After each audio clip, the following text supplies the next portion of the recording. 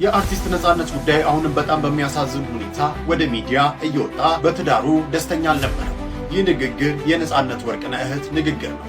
እዛ ያለችው ባለቤቱ ቀና ነገር ስለሌላት ቀና ልብ ስለሌላት እነሱን ለማገዝ ፈቃደኛ ስላልሆነች ነው ያልታከመ።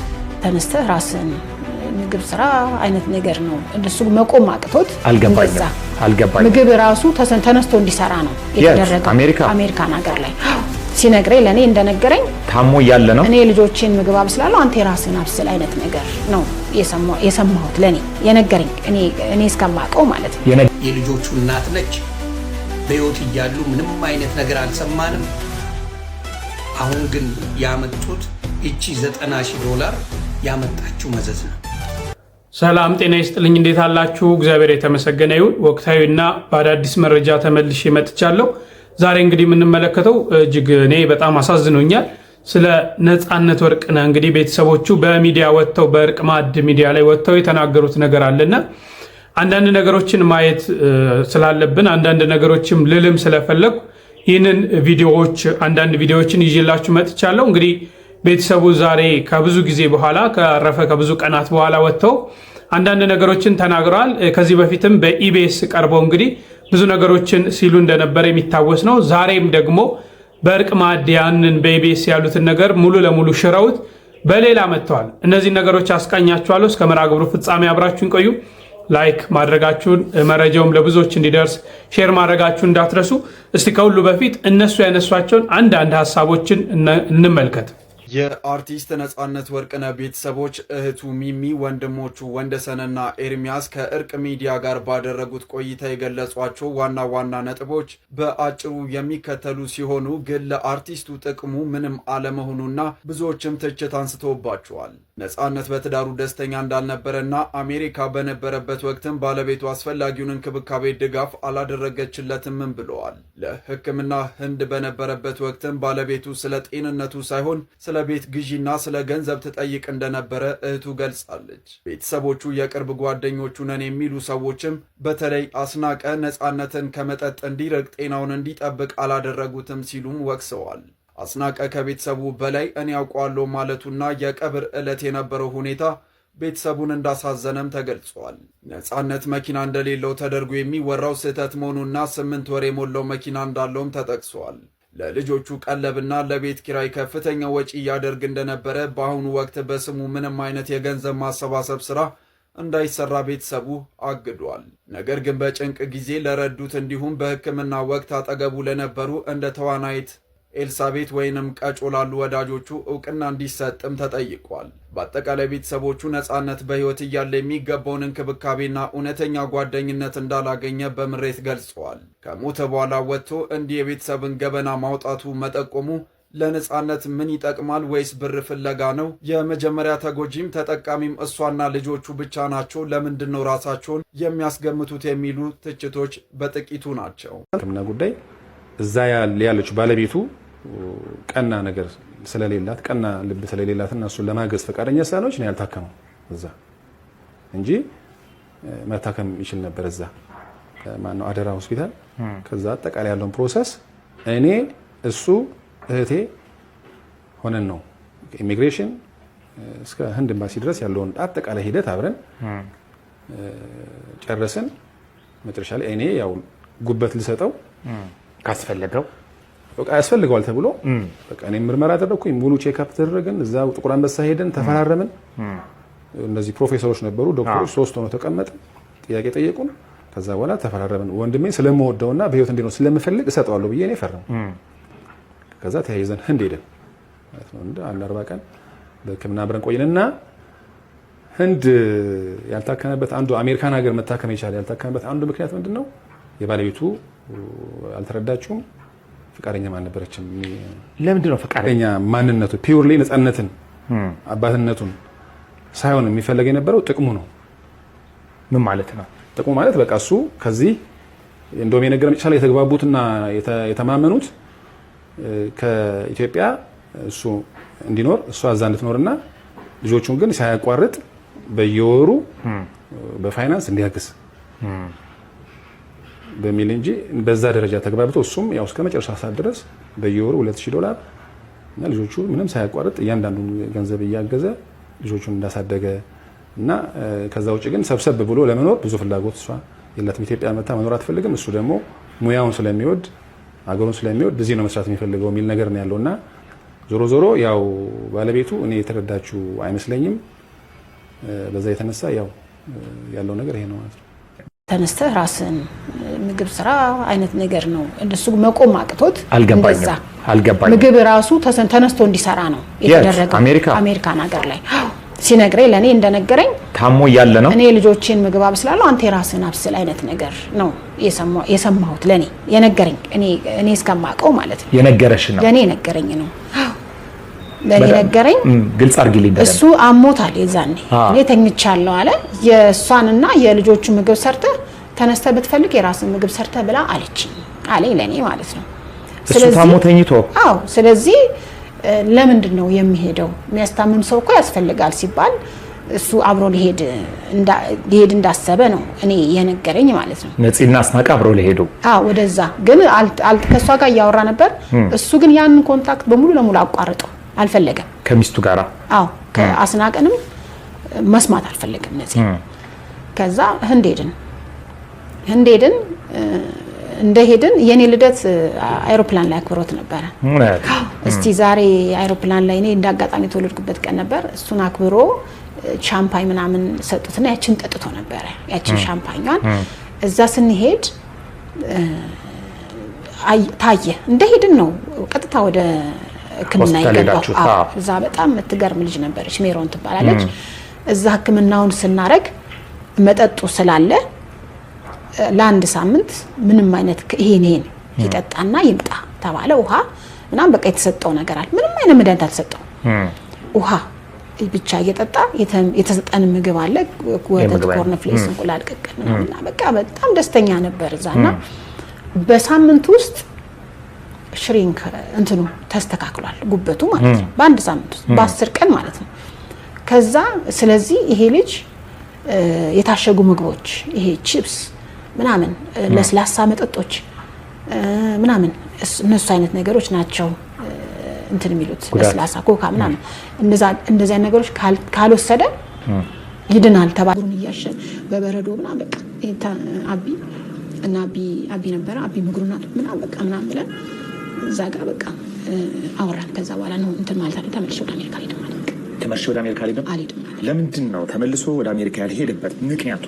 እንደው ነፂ በህይወት እያለ ካጫወተሽ ከነገረሽ ለተመልካቾች ብታድርሽልኝ ደስ ይለኛል። ለምን ነበር መሄድ ያልፈለገው? ፈቃደኛ ከሆንሽ ብቻ። እሺ። ብቻ ደስተኛ አልነበረም በህይወቱ። በአሜሪካ ህይወቱ ነው ደስተኛ ያልሆነው ወይስ በትዳሩ ነው ደስተኛ ያልሆነው? በትዳሩ ደስተኛ አልነበረም። አትረዳውም ነበር እሷ አትረዳውም። እናቱ ከዚህ ነገር ታቀበላለች፣ እሷ ከዛ እንትን ትላለች። ያ ነው ህይወቱ። በቃ በጣም በመስቀልቅል በቃ ከይሄን ህይወት እስኪያማርበት ድረስ ነው የነገር ለኔ ማለት ነው። እና ደስተኛ አልነበረም። በነገራችን ላይ የዚህ ፕሮግራም የክብር ስፖንሰር ጊፍት ሪል ስቴት ነው። ታዲያ ጊፍት ሪል ስቴት ደስተኛ አልነበረም። ይህንን ጉዳይ በደንብ እንድናወራበት እንድንነጋገርበት ፈልጋለሁ። ምክንያቱም በርካታ ተመልካቾች በትዳሩ ጉዳይ ላይ ጥያቄ አላቸው። ትዳሩ፣ ኑሮ፣ ህይወቱ ላይ ባለቤቱ ለቅሶ ላይ የነበረችበትን ሁኔታ ፎቶዎቹን እያነሱ ጭምርም ለምን የሚሉ ጥያቄዎች ነበሩ። አንቺ ኢቢኤስ ቀርበሽ ስለሷ ምስክርነት እስከምትሰጪ ድረስ የሰው እይታና ምልከታ የነበረው ለምን ምን ሆኗል፣ በእርግጥ ሚስቱ ነች ወይ፣ በእርግጥ እቺ ሴት ሚስቱ ነች ወይ፣ እንዴት ነው ነገሩ የሚሉ በርካታ ነገሮች ነበሩና ይህን ጉዳይ በደንብ እያጠራ ነው እየተነጋገርንበት ብንሄድ በጣም ደስ ይለኛል። እመለሳለሁ። መጀመሪያ ግን ወንዴ ተመሳሳይ ጥያቄ መጠየቅ እፈልጋለሁ። ለምን ወደ ህንድ ሄዶ ታከመ? ህንድ ላይ የነበራችሁ ቆይታ ምን ይመስላል የሚለውን እስኪ ጥቂት እናንሳና ወደ ትዳሩና ወደ ሚስቱ እናት ጉዳይ የምንመለስ ይሆናል። ምክንያቱም የሚጠየቁ በርካታ ጥያቄዎች ስላሉ ይህንን ጥያቄ ወደ ተመልካቾች እናደርሳለን። ስናወራ እንደ ወንዴ ቢያነሳው ጥሩ ነው እያለች ነበረ ሚሚ። የህንድ ለምንድን ነው ሄደው ለምንድን አሜሪካ ሄዶ ያልታከመው የሚለውን ጥያቄ መልሼ ላንተ ልጠይቅ። ለምን ነበር ያልታከመው? ያው ምንድነው እኔ እውነት ለመናገር እስካሁን ድረስ ብዙ የሚቆጨኝ ነገር አለ። ያው እኔ ታላቅ ወንድሜ ነኝ። እኔ በጣም የምወደው ወንድሜ ነው። በጣም ያከብረኝ ወንድሜ ነው። ለእኔ ብዙ ነገር የሆነ ነው እና እኔ ራሴ በወቅቱ የጠየቁ ጥያቄ ነው። አንተ አሜሪካን ሀገር የመኖሪያ ግሪን ካርድ አለ፣ ልጆች እዛ ናቸው ያሉት፣ ባለቤት እዛ ናት፣ ቢያንስ የተሻለ ሕክምና ያለው እዛ ነው። ለምንድን ነው እዛ ሄደህ ማስታከሙ የሚል ነገር በተደጋጋሚ ያነሳሁለት ማለት ነው። ምክንያቱም ያኔ ያው በኋላ አነሳለሁ እንዴት ይሄን እንዳወራ ማለት ነውና ስለው በመጀመሪያ ብዙ ጊዜ ነፂ በተፈጥሮ ምን አይነት ሰው ነው ያለው? ተፈጥሮ ምንድነው? ከልጅነቱ ጀምሮ እየተጎዳም ቢሆን ውስጡን እያመመው እያስከፋው በጣም በቃ ምናልባት ህይወቱን የሚያጣበት ነገርም ሆኖ በተቻለ መጠን አይናገርም። ተፈጥሮ ነው ይሄ። እኔ ስለማቅ ኮስተር ብዬ ጫን ብዬ ጠየቁት፣ ለምንድን ነው እንደዚህ የሚሆነው ነገር? እኔ እኮ ወንድምህ ነኝ፣ ታላቅ ወንድምህ ብቻ ሳይሆን አባትህም ጭምር ነኝ፣ እኔ ነኝ ያለሁት እና ንገረኝ፣ ችግር አለ ወይ ስለው አዎ ወንዴ ችግር አለ። ያው ቅድም እህታችን ያለችውን ነገር ነገረኝ። እዛም ነበረ ሆስፒታል ገባሁኝ። እኔ በዛ በህዝብ መሀል እንደዛ ነፃነት እንዳልተባልኩኝ ሰው ሁሉ ሰው በቃ በህዝብ መሀል የኖርኩት ሰውዬ እዛ ሆስፒታል ሆኜ አንድ ሰው መጥቶ አባከና የሚለኝ ሰው አጣሁኝ እና ሰው ባየው ቁጥር አልጋ ላይ ሆኜ ሰው እንደዚህ ነበር የሚናፍቅ አይነበረ መጥቶ ቴኬር የሚያደርገኝ ሰው አጣሁ። እንዴት ሊሆን ይችላል ያልኩት። በቃ እንደዛ ነው የነበረው አለኝ። እና ሆስፒታል ብቻዬን ነበር የነበርኩት። ነርሶቹ ናቸው በጣም ዲሲፕሊን ናቸው፣ እነሱ የተንከባከቡ። እንዴት ይሆናል እዛ ባለቤት አለች አለ ሲል አይ ወንዴ ግድ የለህም እንደዛ ነበር የነበረው። እንደውም እሷ በጣም ልብ የሚሰብር አጥንት የሚሰብር ነገር ሁሉ ተናግራኛለች። ከፈለግ ብትሆንና መጽሐፍን ይዘህ ሂድ። ምን ብትሆንና መጽሐፍን ከቤት ይዘህ መሄድ ትችላለህ። ከየትኛው ቤት? አዲስ አበባ ካለው ማለት ነው የሚል ጠንክር ያለ ነገር ተናገረች። እና ያው ከዛ በኋላ እንግዲህ እዛ የተወሰነ ነገር እንክብካቤ አደረጉለት ሆስፒታሉ ላይ። ከዛ ወደ ኢትዮጵያ መጣ። ቅድም ዳርቻ ህይወታችን እነሱ አገኙት። ከዛ ባለው ነገር በጣም ተጎሳቅሎ ተጎድቶ መጣ። መጨረሻ ላይ የአሜሪካው የሕክምና ጉዳይ እዛ ያለችው ባለቤቱ ቀና ነገር ስለሌላት ቀና ልብ ስለሌላት እነሱ ለማገዝ ፈቃደኛ ስላልሆነች ነው ያልታከመው እዛ እንጂ መታከም ይችል ነበር እዛ። ከዛ ዞሮ ምን ተባለ? እኔ በአጋጣሚ እንግዲህ በዙሪያ ብዙ ሰው ነው ነፃነት ታውቃለህ፣ እና በጣም በዙሪያ ብዙ ሰው አለ፣ ጓደኛ የሚል አለ፣ አብሮት ብዙ ሰው ነው የሚውለው። እና መጨረሻ ላይ ግን ህንድ መታከም አለበት የሚል ጫና ተፈጠረ። መጨረሻ ላይ እኔ ተመረጥኩኝ። ወንድሙ አወያዩኝ፣ ደውለው ጠየቁኝ፣ ምን ችግር አለው ለወንድሜ እና ሊቨር ያስፈልገዋል ጉበት ያስፈልገዋል ተባለ። በዛ ጉዳይ ላይ እኔ ምርመራ አደረግን። ማነው አደራ ሆስፒታል። ከዛ አጠቃላይ ያለውን ፕሮሰስ እኔ እሱ እህቴ ሆነን ነው ኢሚግሬሽን እስከ ህንድ ኤምባሲ ድረስ ያለውን አጠቃላይ ሂደት አብረን ጨረስን። አሜሪካ ቤት ውስጥ ወደቀብኝ አለች። ሐኪም ቤት ገባ። እዛ እንደምታውቀው አስተማሚ ምናምን ብዙ የለም፣ ስራ ነው እና እዛ ያልተመቻቹለት ነገሮች ነበሩ። ምንድናቸው ያልተመቻቹለት ነገሮች? በወቅቱ ለኔ የነገረኝ በጣም አዝኗል። ብቻ እዛ ጋር ጥሩ ነገር አላገኘም። አሞታል፣ ግን በቃ ከፍቶት ነው የመጣው። እዛ ሄደ፣ ተኝቶ ነበር። ተኝቶ እዛ ነው ጉበት ነው ብለው ያሉት ማለት ነው። ጉበቱ እንትን ብሏል ምናምን እና ከዘር ነው አለ እና ብቻ ትንሽ ተጋጩ ሁለቱ።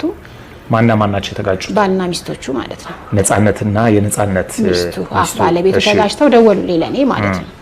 ሲደውሉኝ እሱ መቀየር አለበት አይነት ነው፣ ወረፋ ያዝ ምናምን ሲባል የምናወራው ነገር አለ ስመጥቼሽ ከዛ ወረፋውን ይዤ እመጣለሁ የምናወራው ነገር አለ አለኝ ለኔ ማለት ነው። ከዛ በቃ መጣ። ሲመጣ ግን እኔ የዛኔ ነው ያለቀስኩት። በቃ ለምን? ኤርፖርት ላይ እኔ አሁን ስልኬ ላይ ነበረ ቪዲዮ ቀርጬው ነበረ ስቀበለው፣ ሁልጊዜ ሲሸኘውም ሸኘዋለሁ፣ ሲመጣም እቀበለዋለሁ። ሳየው በቃ በጣም የሚያሳዝን ሆኖ ነው ያገኘሁት። በቃ አሁን ቪዲዮ ላይ አንዳንዴ በጣም ደክሞት ማለት ነው የደከመው ሰዓት የሆነ ጠባሳ ፊቱ በጣም ተጠብሶ ከንፈሩ ለምጽ ሆኖ በጣም የሚያሳዝን ሆዱ አብጦ እግሩ አብጦ በጣም በስቃይ ነው የመጣው። ተንቀጠቀጥኩ በቃ እኔ። ከዛ ወንድሜ ታናሽ ነበር፣ ፊቱ እንዳታለቅሽ ምናምን ብሎኝ ተደብቄ መኪና ውስጥ አለቀስኩ። መቅረጽ ራሱ አልቻልኩ። ከዛ ቤት ሄድን። ሁሉም መጡ። ጸጉር ቆራጩ መጣ፣ እግሩን እያሸን በበረዶ ምናምን በቃ አቢ እና አቢ ነበረ። አቢ ምግሩና ምናምን በቃ ምናምን ብለን እዛ ጋር በቃ አወራን። ከዛ በኋላ ነው እንትን ማለት አለ ተመልሼ ወደ አሜሪካ አልሄድም ማለት ነው። ተመልሼ ወደ አሜሪካ አልሄድም። ለምንድን ነው ተመልሶ ወደ አሜሪካ ያልሄደበት ምክንያቱ? እንደው ነፂ በህይወት እያለ ካጫወተሽ ከነገረሽ ለተመልካቾች ብታደርሽልኝ ደስ ይለኛል። ለምን ነበር መሄድ ያልፈለገው? ፈቃደኛ ኮንሽ ብቻ? እሺ። ብቻ ደስተኛ አልነበረም በህይወቱ። በአሜሪካ ህይወቱ ነው ደስተኛ ያልሆነው ወይስ በትዳሩ ነው ደስተኛ ያልሆነው? በትዳሩ ደስተኛ አልነበረም። አትረዳውም ነበር እሷ አትረዳውም። እናቱ ከዚህ ነገር ታቀብላለች፣ እሷ ከዛ እንትን ትላለች። ያ ነው ህይወቱ። በቃ በጣም በመስቀልቅል በቃ ይሄን ህይወት እስኪያማርበት ድረስ ነው ይሄ ነገር ይለኔ ማለት ነው። እና ደስተኛ አልነበረም።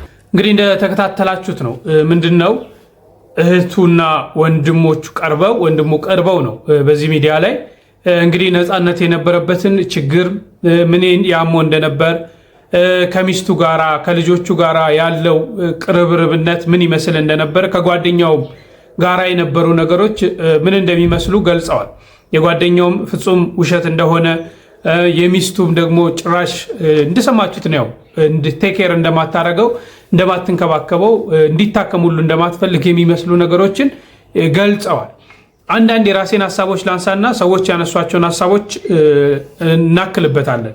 ምንድነው አሁን ዋናው ነገር ማለት የምፈልገው በመጀመሪያ የነሱ የቤተሰብ ሐሳብ እንደተሰማው የጓደኛውና የባለቤቱ ሐሳብ መሰማት አለበት ብዬ አስባለሁ።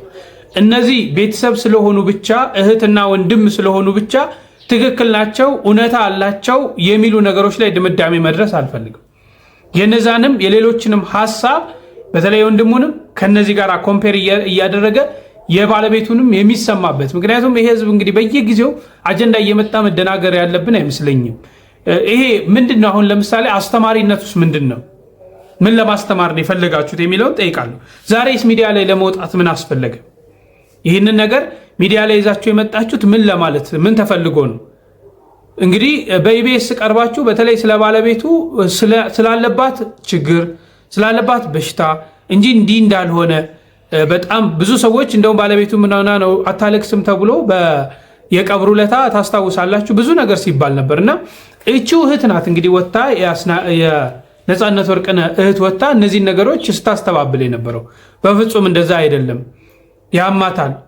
ከዚህም ገንዘብ የሚልከው እሷ ስራ መስራት ስለማትችል ነው እግሯ ውስጥ ብረት ስለገባ ነው የተለያዩ ነገሮችን ተናግሮ ያ እንደውም ሲናገራት የነበረ ህዝብ ይቅርታ ሁሉ ሲጠይቅ ነበርና ዛሬስ ሚዲያ ላይ ይሄንን ይዞ መውጣቱ ምን አስፈልጎ ነው? ትላንት በአደባባይ የመሰከርሽላት ዛሬ በአንድ ምላስ ሁለት ነገር ለምንድነው ትላንት መመስከሩ ያስፈልገው? ትላንት ያንን መናገሩ ለምን አስፈልገ? አይ ይሄ ነው ጉዳት ደርሶበታል እንዲህ ነው ማለቱ አይሻልም ነበር? ይሄንስ ለህዝብ ለምን እናንተ ይፋ አላደረጋችሁ? ምሳሌ ህዝቡ እንዲያሳክመው ህዝቡ የተለያየ ነገር ለዚህ ለተወዳጅ ባይዘው ነፃነት ወርቅነህን ሁሉም በህብረት በፍቅር ተባብሮ የሚወደው ሰው ነው። ሁሉም ማለት ነው ሁሉም ኢትዮጵያዊ እንደው ነፃነት ወርቅነህን የሚጠላው አለ ብዬ አላስብም። ሁሉም ልብ ውስጥ በነፃ የገባ ወንድማችን ነው። በተለይ ደግሞ ለኛ ለኦርቶዶክሳውያን ወንድማችን ነው። ኢትዮጵያዊ ነው። የቤተ ክርስቲያን ልጅ ነው። ስለዚህ ህዝቡ ያሳክመው ነበር። ለምንድን ነው እነዚህ ነገሮች ይፋ እንዲወጡ ያላደረጋችሁት? ይህን ያህል ጊዜ ካለፈ በኋላ አሁንስ ለምን ተወጣ የሚለውን አሁን እውነታ የላችሁም እያልኩ አይደለም፣ ግን እነዚህ ነገሮች ከዚህ ጋር በምን ታይዋችኋላችሁ? በምንስ እነዚህ ነገሮች ታስማሟችኋላችሁ? ትላንትና የመሰከራችሁላት ዛሬ ስትተቿት ለምን የሚሉ ነገሮች በደንብ መታሰብ አለበት ብዬ አስባለሁ። ጥቅሙስ ምንድን ነው የሚሉ ነገሮች በተለይ ከገንዘቡ ጋር አብዛኛው ሰው እንደውም እየኮነነ ያለው ከገንዘቡ ጋር ስምምነት ውስጥ አልተገባም የሚሉ ነገሮችን እንግዲህ ምንም አይነት እርዳታም እንዳይደረግ አቁመዋል። ባይዘዌ እዚህ ላይ ማንሳት የምፈልገው ዛሬ ያነሳችኋቸው እናትና ልጆችን ለማለያየት እንዳይሆንም እሰጋለሁ። ምክንያቱም ልጆች ይህን ሰምተው እናታቸው ላይ ምን ሊያስቡ ይችላሉ? እንግዲህ ትልቁ ልጅ ሲናገር ሰምታችሁታል። እንደዛ እንደው ከልጆቹ ጋር ምንም አይነት ግንኙነት ባይኖረው ነው እናንተ ባላችሁት መልክ ነው ወይ ሀዘናቸውንስ በዛ መልክ ሲገልጹ የነበሩት የሚሉትን እንደ ጥያቄ ማንሳት አፈልጋለሁ። እናንተ በዚህ ላይ ሀሳብ ጨምሩ።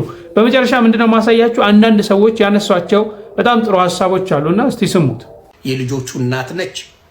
በህይወት እያሉ ምንም አይነት ነገር አልሰማንም። አሁን ግን ያመጡት እቺ $90,000 ያመጣችው መዘዝ ነው። ለምን ተሰበሰበላቸው ነው። እናትየውም ምኑም ሲመሰገኑ የነበሩ ሰዎች ናቸው። አሁን መጥተው ሌላ ታሪክ ቢነግሩን አንሰማም ነው የምለው። ስለዚህ ያንን ነው መናገር የምፈልገው። የነፃነት ጓደኞች ብትችሉ ሚስቱና ልጆቹን እግዚአብሔር ይጠብቃቸው። ነፃነትን መመለስ አይቻልም። ብትችሉ ሚስትና ልጆቹን ምን ማድረግ አለባቸው? እንደ ትክክለኛ ጓደኛ ከሆናችሁ መርዳት። ምን ጎደለ፣ ምን ያስፈልጋል፣ ምን እናደርግ ብሎ ይመጣል። እውነተኛ ጓደኛ ከሆነ አውሬውስ እሱ እኮ ደስተኛ አልነበረም በትዳሩ በትዳር እኮ ደስተኛ አልነበረም፣ በትዳር እኮ እንዲህ አልነበረም እያለ የመጣ የቤተሰቦቹን ስም የሚያጠፋ ጓደኛ አልልም።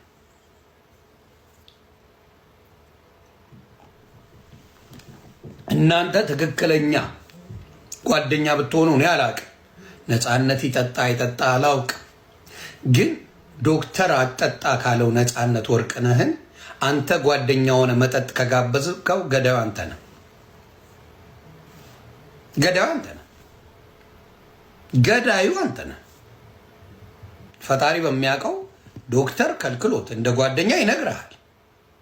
መጠጥ አትጠጣ። እኔ እንኳን እሱ አይደለም ከኔ ጋር ሆነ ነግራቸዋለሁ። ሁሌ የምለው ነው ጓደኛ ሆነ ምግብ ልጋብዝ እችላለሁ። አልኮል ግን አልጋብዝ። ባናት ተጠቀም። አልኮል አንድ ሳንቲም አልገዛለህ። ለምን? ጋድ ፎርቤድ። ጠጣ፣ ሰከርክ፣ መኪና ነዳ ጉዳይ እዛ ያለች ባለቤቱ ቀና ነገር ስለሌላት ቀና ልብ ስለሌላት እና እሱን ለማገዝ ፈቃደኛ ስላልሆነች ነው ያልታከመው እዛ እንጂ መታከም ይችል ነበር እዛ። ይህን ነገር አሁን ለማንሳቱ ለምን አስፈለገ? ከዚህ በፊት ህዝቡ ያለቃቀሱ ሁኔታዋ ልክ አይደለም ምናምን ብሎ ጀጅ ሲያደርጋት አይ አይደለም ምንም ችግር የለባትም፣ ከዚህም ደግሞ ገንዘቡን ሰርቶ ወደ ዶላር ቀይሮ ልጆቹን እዛ ሲያስተምር የነበረው እሷ ከቤት ወጥታ መስራት ስለማትችል ነው፣ እግሯ ላይ ብረት ስለገባላት ነው፣ ብዙ ነገር ተብሎ ነበረ። ከዛ በኋላም ደግሞ እነዚህን ልጆች የምታሳድግበት ገንዘብ ያስፈልጋታል ተብሎ የኢትዮጵያ ህዝብ ተረባርቦ የሚችለውን ነገር አደረገ። አሁን ላይ ምን ተፈልጎ ነው ይሄን ጉዳይ እንደ አዲስ ማንሳት የተፈለገበት? እና ሲበደል እንደኖረ ችግር እንደነበረ በመካከላቸው ነው እየተወራ ያለው እና ምን ይፈይዳል ነው የዛኔ ዲፌንድ ካደረጋችሁ አሁን ላይ ደግሞ ምንድን ነው የታጣው ነገር? ወይስ በተሰበሰበው ገንዘብ ላይ ምናልባት ስምምነት ጠፍቶ ነው? ምንም ሰላም ነበረ በመካከላቸው ችግር የለም ከተባለ በኋላ አሁን ላይ ደግሞ እንደ አዲስ ይህን ነገር አንስቶ ማውራቱ ምናልባት ልጆቹንና የእሷን ሰላም ከመረበሽ ውጭ ምንም ጥቅም የለውም ባይ ነኝ። ቆንጆ ሰዎች እንዴት ናችሁ? ደህና ናችሁ ወይ? ሁሉ መልካም፣ ሁሉ ሰላም። እኔ እግዚአብሔር ይመስገን በጣም ደህና ነኝ። እግዚአብሔር የተመሰገነ ይሁን። ሁሉ መልካም፣ እናንተ ጋር አይሆን ሁሉ መልካም ነው። ዛሬ እዚህ ጋር ሼር ያደረኩላችሁ ቪዲዮ በየቦታው ሲዘዋወር አየሁትና ቆይ ለምን ሙሉን ዩቲዩብ ላይ አላይም ብዬ አሁን ስራ ከመግባቴ በፊት እያዳመጥኩት ነበርና የነፂ ቤተሰቦች ናቸው፣ የነፃነት ወርቅነህ ቤተሰቦች። እግዚአብሔር ነፍሱን በገነት ያኑርልን። አንዳንድ የሆነ ግር ያለኝ ነገር ስላለ ይሄ ብዙ ሰዎችንም እንደኛ እንደ ማህበረሰብ ብዙዎቻችንን ስለሚመለከት ብዙ ቦታ የምንታዘበው እንደ ማህበረሰብ የኛ ችግር እንደ ማህበረሰብ ልናስተውል የሚገባቸው ካለማወቅ ይሁን ኦር ደግሞ የራሳችን ባህልና ኗኗር እንዳለው እንዳደግንበት ማህበረሰብ ይሆን የተለየ ሌላ አስተሳሰብ ያለን ሰዎች ስለሆነን ይሆን እንደዚህ አይነት ነገሮችን የምናራምደው አልገባኝም። ግን በመጀመሪያ የነፂን ቤተሰቦች መታችሁ እውነታችሁን ወይ ደግሞ እናንተ በኩል ያለውን ነገር ስላካፈላችሁ ሀዘን ላይ ናችሁ ያላችሁ ምንም ነገር ብትሉ እናንተን ጀጅ ለማድረግ ወይ ደግሞ እናንተን እንደዚህ ያሉ ለማለት ሳይሆን ሀዘን ላይ ያለ ሰው ብዙ ነገር አለ። ግሪፍ ቀላል ነገር አይደለም። ብዙ ነገርን ይወስዳል። ገና ናችሁ ሁላችሁም። የሚወዱትን ሰው ማጣት ብዙ ነገር ውስጥ ይከታል። ቁጭት አለ፣ ብዙ ነገር ይኖራል እና እኔ ግን እንደ እህታችሁም እንደ ኢትዮጵያም እንደ ኢትዮጵያዊም አሁን ላይ በተለይ እንደ ማህበረሰብ አንድ ማፍርበት ነገር አለ። የራሳችን ባህል ያለን ኩሩ ቤተሰቦች፣ ኩሩ ባህል ያለን ሃይማኖት ያለን የራሳችን ባህል አለን ብለን የምናስብ ማህበረሰቦች አሁን ላይ ሁሉንም ነገር አደባባይ ላይ ይዘን እየመጣን ያለ ነውና which is I don't understand it to be honest አይገባኝም ለምንም እንደሆነ ምንም አንዳንዴ አልረዳውም። አሁን እንደዚህ ያልኩበት ምክንያት የነፂ ቤተሰቦች እያዳመጥኩት ነበር። ትንሽ ነው የሚቀረኝ ግን አዳምጬዋለሁ የገባኝን ያህል። ግን ምናልባት ካሉበት የሀዘን ልባቸው ውስጥ ካለው ነገር ከቁጭት ለወንድማችን እንዲህ ቢሆን ኖሮ ከሚለው አንጻር ሳይ ሴንስ ያደርጋል። ያለበለዚያ ግን እዚህ ላይ መቶ አሁን መናገሩ ማንን ምን ሊያስተምር እንደሆነ ምን ሊጠቅም እንደሚችል አልገባኝም። በዚህ አጋጣሚ እንዳልክ ጋዜጠኛውን በጣም ሳላድንቀው አላልፍም። በፊት በዩቲዩብ ላይ ድምጽ ብቻ በሬዲዮ በነበረ ጊዜ በጣም እከታተለው ነበር። ለረጅም ዓመታት እከታተለው ነበር። በጣም የሚገርም ጋዜጠኛ ነውና በጣም የተለያዩ መስቀለኛ ጥያቄዎችን ሲጠይቃት ነበር ሚሚን እህቱንና አስታውሳለሁ። ሚሚ እንደውም በጣም ነበር ኢሞሽናል ያደረገኝ እንትን ላይ ኢቢኤስ ላይ ስለ ባለቤቱ በጣም ብዙ ነገር ይባል ነበር። አፏን ሸፍና እንዴት ታለቅሳለች፣ እንዴት ትንሽ ያዘናት መስልም ወይ ምናምን ብዙ ትችት ነበረ። ስትተች ወታ እንደ እህት ያለባትን ችግር ግሪፍን የገለጸችበት መንገድ የራሷ መንገድ እንደሆነ የልጆቹ እናት ታማሚ እንደሆነች በጣም አስተዛዝና ተናግራ ያንን ነገር አብርዳው ነበር። ያው እንደው እንደዛ ሲል የነበረ ህዝብ ሁሉ ይቅርታ ሳናቅ ነው ምናምን ሲል አይቻለሁ፣ ብዙ ኮሜንት ማለት ነው። ከዚህ ነገር ሁሉ በኋላ አሁን መተው ኢንተርቪው ያው ነፂ በትዳር ህይወቱ ደስተኛ እንዳልነበረ ከሚስቱ ጋር የነበረበት ብዙ ችግር እንደነበረ እነሱም ደስተኞች እንዳልነበሩ ብዙ ነገር እየተናገሩ ነውና አንዳንዱ ነገር አላስፈላጊ ነው ቱ ቢ ኦነስት። አንቺም ደግሞ እንደ እህት መተሽ መጀመሪያ አስተባብለሽ እንደተናገርሽው አክስት ነሽ ለልጆች ቤተሰቦች ናችሁ እናንተ።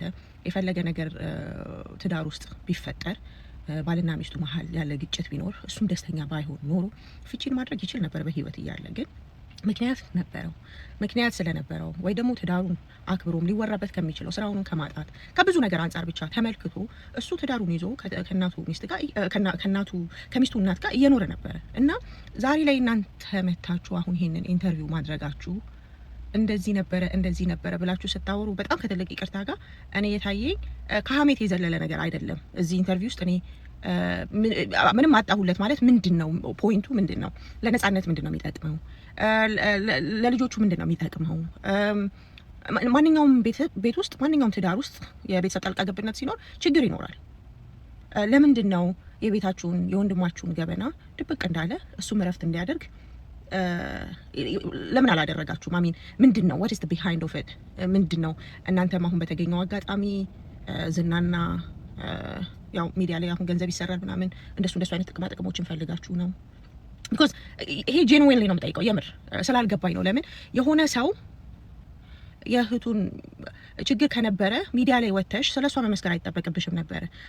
በአሁኑ ኢንተርቪው ላይ እንደተናገርሽው አይነት ቅራኔ ከነበራችሁና ጥሩ ነገር ካልነበራችሁ ማንም አላስገደደሽም። መተሽ ራስሽ ነሽ ለሷ መዘኑላት፣ እንደዚህ ያማታል፣ በሽተኛ ናት፣ እንደዚህ ነገሩን አብርደሽው ነበር። አሁን ተመልሰሽ መጣሽና እንዲህ ታደርገው ነበር፣ እንዲህ ትለው ነበር። አሁን እኔ እንደዚህ አይነት ነገሮችን ሚዲያ ላይ ሳዳምጥና ስሰማ ወይ ሳይ ከሀሜት አይዘሉብኝም፣ ትምህርት አይሰጥም። በነገራችን ላይ ይሄ ሚዲያ በጣም ብዙ ሰዎችን ያመጣሉ፣ አላስፈላጊ ነገሮችን ወደ ማህበረሰብ ይለቃል። አሁን ይሄ ምን ለማስተማር ለምን አልገባኝም። ምንድነው what is the purpose? ምንድነው ፐርፐዙ? የዚህ ኢንተርቪው ፐርፐዝ ምንድነው? ስለ ጓደኛው ስለ አስኔ ተነግሯል። አንድ ላይ ቁጭ ብለው ነበረ እነሱም እየተመሰከሩ ወንድማማቾች። ወደ ኋላ ሄዳችሁ ኢቢኤስ ላይ የሰጠችውን ኢንተርቪው ብታዩት ስለ ጓደኛው መስክራለች፣ ስለ ሚስትየው መስክራለች። እዚህ ላይ ደግሞ ሌላ ነገር ነው የምትለውና አይ አንደርስታንድ። ምናልባት እስካሁን ውስጥ ያለ ሀዘን ሊሆን ይችላል። ብዙ ጊዜ የምንወዳቸውን ሰዎች ስናጣ ለረጅም ጊዜ በትክክል ማይንዳችን ወይም በኖርማል ማይንዳችን አንሆንም። እርግጥ ነው በትክክል ግን ሚሚዬ አልገባኝም። እንደው ስለ እውነት የእናንተ እዚህ ጋር መጥቶ የነፂን ይሄ ሁሉ ነገር ውስጥ መኖሩ ማለፉን አሁን ላይ መግለጹ ለምን አስፈለገ? በህይወት እያለ መስተካከል የሚችል ነገር አልነበረም ወይ?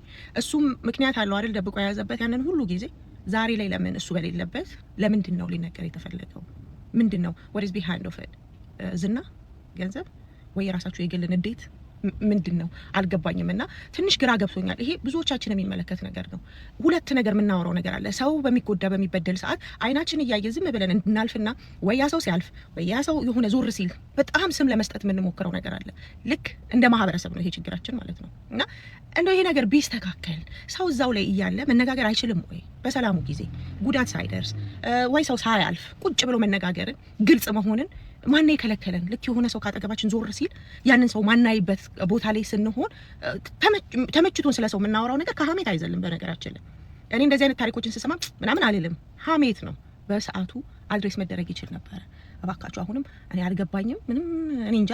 ግን እግዚአብሔር ነፍሱን በገነት ያኖረው፣ እናንተንም መጽናናት ይስጣችሁ። እሷን ባሏን ያጣችሁ፣ ልጆቹም አባታቸውን ያጡት። ሰው ይጋጫል፣ ብዙ ነገር ያሳልፋል። ዛሬ ላይ ሚዲያ ላይ ተወጥቶ ግን ሊወራበት የሚገባ ርዕስ ነው ብዬ እኔ አላምንም። ስላልገባኝ ነው ይሄን ቪዲዮ ሰራሁት። እወዳችኋለሁ። ቴንኪዩ። ገብታችሁ እዩቱላችሁ። ወንድ ልጅ በደል ሲደርስበት በፍቅረኛው በትዳር አጋሩ ምናምን ሚዲያ ላይ ወጥቶ ያዙኝ ልቀቁኝ ማለት ልምድ የላቸውም። ልክ እንደያዙት ቀብር ነው የሚወርዱት። ባይዘዌ ማለት ነው። በደላቸውን፣ ችግራቸውን፣ ስቃያቸውን ይዘው ነው በደል የሚወርዱ ወደ መቃብር የሚወርዱት ማለት ነው። አሁን ላይ ግን የነጻነት ቤተሰቦች ምን አስባችሁ ነው ሚዲያ ላይ ወጣችሁ ያዙኝ ልቀቁኝ የምትሉት? በህይወት እያለ ህዝቡ እንዳያሳክመው ጸጥ ብላችሁ አፍናችሁ ነገሩን ከያዛችሁ በኋላ ልክ ከመሬት በታች ሲሆን ምንም ማድረግ በማይቻልበት ሰዓት ወጣችሁ እንደዚህ ያዙኝ ልቀቁኝ ምን ለማለት ነው? ወይስ ባለፈው ሲዋጣ ከነበረው ገንዘብ አናካፍልም ብለዋችሁ ነው? ምን ለማለት ነው? ይሄ ህዝብ እኮ በህይወት እያለ ብትናገሩ ኖሮ በግራም በቀኝ የሚወደድ ሰው ነበረ። እስከ መጨረሻው ይታከም ነበረ፣ ይሞከር ነበር። ግን በዛ ሁኔታ ሲያልፍ አይታችሁ ዝም ካላችሁ በኋላ ከሄደ ነገሩ ካለቀ ከተዘጋ በኋላ እንደገና አሁን መታችሁ ምትረብሹት ምን ለማለት? የኔ ጥያቄ አይደለም የህዝቡ ነው። እኔ ህዝቡን ጥያቄ ይዤ ይመጣ። ሰላም ቤተሰብ እንደምን አላችሁ? እግዚአብሔር ይመስገን በጣም ሰላም ነኝ። ዛሬ አንድ ሀሳብ ሶሻል ሚዲያ ላይ ሲዟዟር አየሁና እንግዲህ መቼም ለሶሻል ሚዲያው ደግሞ ክፍት ነው ከተገኘ እንዳንድ የሶሻል ሚዲያ ተጠቃሚ ሀሳብ አስተያየታችንን ብንሰጥበት ወይም ሰጥበት ምንም አይልም ብዬ ሀሳቡ ላይ እንደው ጠቅለል ያለ ነገር የራሴን ምልከታ ለመናገር ነው ብቅ ያልኩት። በእርግጥ ዛሬ ይህን ሀሳብ አንስቶ መነጋገር አንዳንዴ ይከብዳል። እውነት ለመናገር የአንድ ሰው ጉዳይ ተነስቶ ስለዛ ጉዳይ ምስክርነት ቃልን በማይሰጥበት ወይም ራሱን መከላከል በማይችል የሆነ ወይም በህይወት ላይ የሌለን ሰው አንስቶ መነጋገር በጣም አስከፊ ነው። የአርቲስት ነጻነት ወርቅነህ ቤተሰቦች ስለ አርቲስት ነጻነት ወርቅነህ የሰጡት ምስክርነት ቃል ተብሎ በጋዜጠኛ ለበለው እንዳልክ ቀርበው ሳይ አንዳንድ ሀሳቦችን በደንብ ለማድመጥም እንዲው ነገሩንም ልብ ብዬ ለማየት ሞከርኩና በዛ የተነሳ የግል አስተያየቴን መስጠት ፈለኩ። እውነት ለመናገር እኔ የኛ ሀገር ጋዜጠኝነት ስራ እንዴት እየሄደ እንደሆነም በጣም ግራ የሚያጋባ ነው። እኔ የአርቲስቱን ጉዳይ አንስቼ ብዙ ነገር ሰዎችን መውቀስ ወይም እንትን ማለት አልፈልግም። ስለ አርቲስቱም ሀሳቡ እስከተነሳ ድረስ ደግሞ አንስቼ ብናገር ሂዝ ፐብሊክ ፊገር ነው። ፐብሊክ ፊገር እስከሆነ ድረስ ሀሳብ አስተያየቱን ቢሰጥበትም ችግር የለውም። ምክንያቱም በህይወት በነበረበት ወቅት ስራዎችን እያየን ስንዝናና ፈገግ ስንል የነበርን ሰዎች ነን። በስራውም ደግሞ ለህዝብ ተደራሽ የነበር ፐብሊክ ፊገር የሆነ ልጅ ነው። በሱም ጉዳይ ሀሳብ ብንሰጥም እንደ ተራ ግለሰብ አይደለም የሚታየው ብዬ አስባለሁና የግለሰብ ጉዳይ እንዳልሆነም አስባለሁ። ነገር ግን ትኩረት አድርጌ ማየት የፈለኩት በይበልጥ የጋዜጠኝነት ሙያው ነው። እኔ ጋዜጠኛ አይደለሁም። ነገር ግን በእኛ ሀገር ያለው የጋዜጠኝነት ሙያ የጋዜጠኛ ባለሙያ የሆኑ ሰዎችም ሰፊ የሆነ ሀሳብና አስተያየት ቢሰጡበት ጥሩ ነው ብዬ አስባለሁ። ምክንያቱም የአንድ ሰው ጉዳይ ሲነሳ የአንድ ወገን ተሰምቶ ወደ ሚዲያ ወደ አየር ከመቅረቡ በፊት የሌሎችን ስማቸው የተጠሩን ሰዎች እኩል ተደራሽ ተደርጎ ኮምፔር ኤንድ ኮንትራስት ተሰርቶ ወይም ጎን ለጎን ቀርቦ ውይይቱና ሀሳቡ ለህብረተሰቡ ክፍት ቢሆን ሰውም በሚሰጠው ሀሳብ ላይ ግራ ሳይጋባ ፍትሃዊ የሆነውን አስተያየት መስጠት ይችላል። እኔ እውነቴን ነው የምላችሁ ከአንድ የፕሮፌሽናል ጋዜጠኛ የማይጠበቁ ነገሮችን ፕሮፌሽናል ጋዜጠኛ ነን ያሉ ወይም ኤክስፒሪየንስና ልምዱ ያላቸው ጋዜጠኞች የማይሆን ስህተትን ሲሰሩ ሳይ በጣም አዝናለሁ። ከነሱ ይልቅ ስራውና ልምዱ ሳይኖራቸው ነገር ግን የማህበረሰብን ጉዳይ ተሸክመው ሲሰሩ የቲክቶክ ባለቤቶች እንኳ ዛሬ ከሳሽና ተከሳሽን ጎን ለጎን አድርገው የሚያከራክሩበትን ሁኔታ እናያለን። ሀሳቡ ምንም ይሁን ነገር ግን ተበደልኩ የሚለውም በደለ የሚባለውም ጎን ለጎን ሆኖ ሀሳብ ሲሰጥ ፍርዱ ክፍት ይሆናል። ሰውም የራሱን አስተያየትና ምልከታውን ይዞ ይሄዳል። ነገር ግን እዚህ ላይ አሁን የአርቲስት ነጻነት ወርቅነህ ቤተሰቦች መጥተው የሰጡበት አንደኛ ካሁን በፊት ከተሰጠው ኢንተርቪው በጣም በተለየ ሆኖ መጣ። ለምን የሚያስብል የሚያስነሳ ነገሮች አሉ። በሁለተኛ ደረጃ እኔ ካየሁት ቅሬታ አርቲስት ነጻነት ወርቅነህ በነበረበት ጊዜ ለማህበረሰቡ ለህብረተሰቡ ግልጽ መሆን የሌለበት ፕራይቬሲ የራሴ የግሌ ጉዳይ ነው ያላቸውን ነገሮች እሱ በህይወት በሌለበት ጉዳይ ላይ ሚስጥሩ ፕራይቬሲ ወጥቶ አደባባይ ላይ መቅረቡ በጣም ቅሬታን ያስነሳን። የእውነት ቅድም ለዛ ነው ይሄ ፐብሊክ ፊገር ነው ካልነ ለማህበረሰቡ ኮንትሪቢዩት ሲያደርግ የነበረ ሰው ነው ካልነ እንደ ማህበረሰብ ደግሞ በስራው ላይ ስንዝናና ፈገግ ስንል እንደቆየ ሰው ደግሞ የኛም ደግሞ ኃላፊነት አለብን ብዬ አስባለሁ። ምክንያቱም የሰዎች ፕራይቬሲ መጠበቅ አለበት ብዬ አስባለሁ። ታሞም ከመመልስ ኢንተርቪው ተደርጎለትም ቃለ መጠይቆችን አይተን ነበረ። ነገር ግን ብዙ ነገሮችን መግለጽ አልፈለገም። መብቱ ነው፣ ፕራይቬሲውን አስጠብቆ የመሄድ መብት አለው። ነገር ግን ከዛ ባለፈ ደግሞ ከቀብር ማግስት እህቱ ስትሰጠው የነበረው ኢንተርቪው እና አሁን ደግሞ ተመልሳ የምትሰጠው ኢንተርቪው ደፍነት ላይ የተለያየ ነው። ሀሳቡ ላይ ደግሞ ጉዳዩ ላይ እሱ እንኳን መጥቶ ምስክርነት ቃሉን መስጠት ባይችል ነገር ግን የቅርብ ተጠሪው ፍች እስካልተፈጸመ ድረስ ሚስቱ ነች እና ልጆቹ ናቸው። እነሱ ደግሞ በተነሳበት ሁኔታ ላይ መከላከል ሀሳብን ሳያቀርቡ ዱላ ወደ አንድ ሳይድ የሚያደላበትን ጋዜጠኛው ይዞ የቀረበበትን መንገድ ስህተት ነው ብዬ ነው የማስበው። ምክንያቱም የሁሉም ነገር መደመጥ አለበት። አንዳንዴ በጣም ተደጋግመው የሚነሱ ነገሮች አሉ። በትዳር ውስጥ ሲኖር ሁሉ ነገር አየር ባየር ሊሆን አይችልም። ክፍተቶች ምናቸው ክፍተቶች ሊኖሩ ይችላሉ። ክፍተቶች እየተሞሉ ወይም ደግሞ በውይይት ሰውነንና ሙሉ እስካልሆነ ድረስ የተሻለውን ነገር ይዘን ልንቀጥል እንችላለን በህይወት ውስጥ። እነዚህ ሰዎች ደግሞ ሲኖሩ የራሳቸውን ውሳኔ ወስነዋል፣ ልጆች ወልደዋል። ግማሹ ሰው ልጁን ሊያሳድግ፣ ግማሹ ደግሞ ሰርቶ ሊከፍል የተስማሙበት ስምምነት ሊኖር ይችላል። ይሄ ልጅ በህይወቱ ራሱ ባይገልጸውም ቤት መኪና መግዛት ለሱ ፕራዮሪቲው ላይሆን ይችላል። ለቤተሰብ ደግሞ ፕራዮሪቲው ሊሆን ይችላል። ቤት ቢገዛ መኪና ቢገዛ ያስከብረዋል ብለው ሊያስቡ ይችላሉ። እሱ ደግሞ የሚያስከብረኝ ልጆችን ማስተማር ነው፣ በተሻለ ቦታ ላይ ማስተማር፣ እኔም ዋጋ ብከፍል ብሎ ሊሆን ይችላል።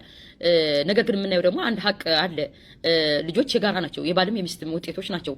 ባልየውም ሰርቶ የማምጣት ግዴታ አለበት። ያ በተስማማ ጉዳይ ላይ ነው ሰርቶ ማምጣት ያለበት። ሚስትየዋም ደግሞ የምታመጣው ገቢ ይኑርም አይኑርም፣ ነገር ግን ልጆችን ማሳደግ ማለት ያውን በሰው ሀገር ላይ 3 ልጅ ተሸክሞ ማሳደግ ማለት ይህን ፍርድ እንድትሰጡ የምፈልገው በየትኛውም ዓለም ያላችሁ፣ በውጭ ዓለም፣ በአረቡ ዓለም፣ በዩሮፕ፣ በአሜሪካ ማለት በካናዳ ያላችሁ ሰዎች ልጆችን የምታሳድጉ ሰዎች ምን ያህል ዋጋ እንደሚያስከፍል ይህን ፍርድ መስጠት ያለበት በውጭ ዓለም ያለ ልጅ የሚያሳድግ በተለይ ይሄን መፍረድ ያለበት የውጭ ዓለም ላይ ነው ብዬ ነው የማስበው። ምንም ገቢ ታምጣም አታምጣም ጉልበቷን ሳክሪፋይ አድርጋ ለልጆቿ እየዋለች እያደረች ነው። 3 ልጆች ወልዶ ማሳደግ ማለት ስጋን ቆርሶ መስጠት ማለት እንደና ትልቅ ነገር ነው። ይሄ ራሱ በራሱ የምናየው ጥሬውን ነገር የምናቸው ነገሮች አሉ። ከዛ ውጭ ደግሞ በህይወት እያለ ህመሙን ያውቃል ይሄ ልጅ። ነገር ግን ፕራይቬሲውን ጠብቆ የኖረበት ግዴታ ፈጣሪውን እየጠበቀ የነበረ ልጅ ነው፣ አይተነዋል። ነገር ግን ትላንትና ሌላ ዛሬ ሌላ የሆነበት ለምንድን ነው? እኛ ብዙ ነገር እናለን። የእውነት ስደት በባህሪው ብዙ ነገር ያሳጣል። ምክንያቱም ኢትዮጵያ ላይ ያለ ቤተሰብ ከተሰደደው ልጁ ወይም ከተሰደደው ቤተሰቡ ብዙ ኤክስፔክት ያደርጋል። ያ ኤክስፔክቴሽን ባልሞላ ቁጥር ደግሞ ወይም ደግሞ ያሰብነው ባልተሟላ ቁጥር ደግሞ ክፍተቶችን እየመዘዝነ ትናንት የነበረንን መልካምነት፣ እህትነት፣ ወንድምነት ልናራከስ አይገባም። እኔ እውነቴን ነው። የነጻነት ወርቅነህ ቤተሰቦች ልትጎዱ ትችላላችሁ። ወንድማቸው ነው፣ ልታዝኑ ትችላላችሁ። ነገር ግን ምንም የሚሆን ከሚስትየውና ከልጆች በላይ ልታዝኑ ልትጎዱ አትችሉም። ጉዳቱም እየቆየ የሚሰማቸው እነሱ ነው። ምክንያቱም እናንተ ወንድም እህት ናችሁ፣ ስጋ ናችሁ። ነገር ግን የራሳችሁ የሆነ ህይወት አላችሁ። እነዚህ ልጆችና ሚስትየው ግን የራሳቸውን የሆነ ህይወት ተነጥቀዋል። ህይወት የላቸውም። ድሮም ህይወት አልነበራቸውም። ከንግግሩም ስታያቸው ለልጆች የኖሩ ሳክሪፋይ ያደረጉ ወላጆች ናቸው። በዛም ክፍተት ደግሞ ፍራስትሬሽን ሊኖር ይችላል። ብዙ ነገሮችን አሳልፈው ሊሆን ይችላል ብዬ አስባለሁ። ነገር ግን አንድ ሰው መከላከል በማይችልበት ህይወቱ ባለፈበት ጉዳዩ ፕራይቬሲው በቁመናው መግለጽ ያልፈልገው ለኢንተርቪው ተጋብዞ ደህና ነኝ ብሎ አደባብሶ ወይም ሸፍኖት ያለፈውን ፕራይቬሲውን ገላልጣችሁ መምጣታችሁ እኔ ምንድነው ከዚህ ነገር ምንድነው የሚተርፈው? በሁለተኛ ደረጃ እኔ የእውነቴን ነው። ገንዘብም ቢኖርም ባይኖርም፣ ቤት ቢሰራም ባይሰራም፣ መኪና ቢኖርም ባይኖርም መውለድ መልካም ነው። ለወለደ ነው የሚሆነው። አለስ አዘርዋይስ ደግሞ ለወለዱት ነው የሚሆነው። ወደ ጎን ሂዶ አያውቅም። ለእህት ለወንድም ተሰጥቶ አያውቅም። ነገር ግን እኔ ጓደኛም ይሁን በሉት ሌላው ወንድም የሚሆን በሉት ዝና የሚጠበቅ ምንም የሚጠበቅ ከምንም በላይ ግን የልጆቹ መብት የልጆቹ ፕራይቬሲ ሊጠበቅ ይገባል። ነጻነት ወርቅነህን ብታጡ እንዳንድ አርቲስት እንዳንድ ወንድም እንዳንድ ልጅአችሁ ብታጡት እንኳ ልጆችን ወልዷል። መውለድ መልካም ነው። እሱ ያላሟላቸውን ነገሮች ልጆቹ ሊያሟሉ እንደሚችሉ መጠበቅ አለባችሁ። ገና በእሱ አልተሟላም ወይም ደግሞ ሚስትየው የሚጠበቅባትን ነገር ላታደርግ ትችላለች። ምክንያቱም በውጭ ያለ ሰው የሚያሳልፈውን መከራ ውጭ ላይ ያለ ሰው ነው የሚያውቀው። ብዙ ነገሮች ጭንቅላቷ ላይ ሊፈራረቁ እንደሚችሉ አይነው እኔ እረዳለሁ። እንደዚህ አይነት ነገሮች እኔ አላውቃትም። ለቅሶ ላይ ነው ያየኋት ሶሻል ሚዲያ ላይ ፊቷ ሲዘዋወር እንደዚህ ተብሎ እና ነገር ግን በውጭ ላይ ያለ ሰው ግን መቼም የሚያነበው የሚረዳው ነገር አለና እስኪ እናንተም እኔ አሁን ጠቅለል ሳደርገው ሀሳቡን አንደኛ እንደ ጋዜጠኝነት ሁለቱን ሀሳብ እንዲያው አመጣጥማችሁ ብታቀርቡ ዱላ መቀርቦ ቤተሰብ ከፈረሰ ጠብነትን እኔ እንዲያውም እንዳልክ ጋዜጠኛ እንዳልክ ማቀህ እርቀ ማድብ ለሰዎችን በማስታረቅ ነው። ይሄ የሰራው ፕሮግራም ለኔ የሚያጣላ የሚያፋጅ ነው፣ ሌላውንም የሚነካ ነውና እስኪ ሌሎቻችሁም ደግሞ በዚህ ጉዳይ ላይ ሀሳብ አስተያየት ስጡበት። የእውነቴን ነው። አንድ ሰው መከላከል በማይችልበት ኮንዲሽን ላይ ስሙ መነሳት አለበት ብዬ አላስብም። በየትኛውም በኩል ቢሆን የእናንተን ሀሳብ አስተያየት ስጡበት። ጥሩ ሀሳቦች ተነስተዋል። በእውነት ጥሩ ሀሳቦች ተነስተዋል። ሰው ሁሉም በገባው መጠን በተረዳው መጠን የራሱን ሀሳብ ያስቀምጣል እና እስቲ እናንተም በዚህ ጉዳይ ላይ ምን አይነት ሀሳብ ምን አይነት እይታ ነው ያላችሁ? ምክንያቱም ከዚህ ነገር ምንድነው የምንወስደው? በእውነት በየቤቱ በርካታ ሰዎች በዚህ አይነት ሁኔታ ተደብቀው ያሉ እንዲህ አይነት ችግርስ የሚደርስባቸው አሉ ወይ? እነዚህ ሰዎችስ በምን አይነት መልክ ነው ልንደርስላቸው የምንችለው? አይምሮቻቸውን በምን አይነት መልክ ነው ልንጠግነው የምንችለው የሚለውን ነገር ነው ማሰብ ያለብን። ያለፈውማ አለፈ፣ ግን ያለፈው ነገር ለወደፊቱ ሊያስተምረንና ማስተማሪያ ሊሆን ይገባል ብዬ አስባለሁ። የነጻነት ወርቅነህ ህይወት ለሌሎች አርቲስቶች፣ ለሌሎች ወንድሞች፣ ለሌሎች አካላቶች አስተማሪ መሆን አለበት። ምክንያቱም ከሱ እየታየ የሚጎዱ ሰዎች ካሉ ምን አይነት መፍትሄዎች መወሰድ አለባቸው የሚሉ ነገሮች እያንዳንዷ በየዕለቱ ያለን የህይወቱ ጣውረድ ለነገ ሊያስተምረን ይገባል ብዬ አስባለሁ። የተነሱ ሀሳቦች አሉ። በዚህ ላይ እናንተም ሀሳባችሁን ጨምሩበት። እንግዲህ ነፍሱን ከቅዱሳን ጎን ያሳረፍ፣ ነፍሱን ይማር፣ ለቤተሰቦቹም መጽናናትን ያድል።